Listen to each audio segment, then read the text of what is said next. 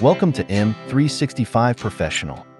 Whether you're scheduling customers or patients, you need a way to track, organize, and manage your team's appointments and calendars. With Bookings and Microsoft Teams, create and manage in-person and virtual visits all in one place.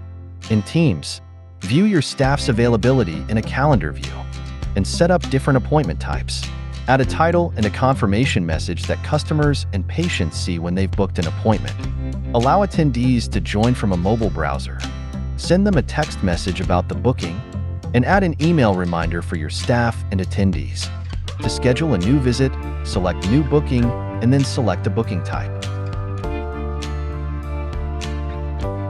Choose to make it an in-person meeting or a Teams one. Details added to your appointment. Type like a confirmation message or a text message. Reminder, get automatically pulled in. You can even add specific notes as needed.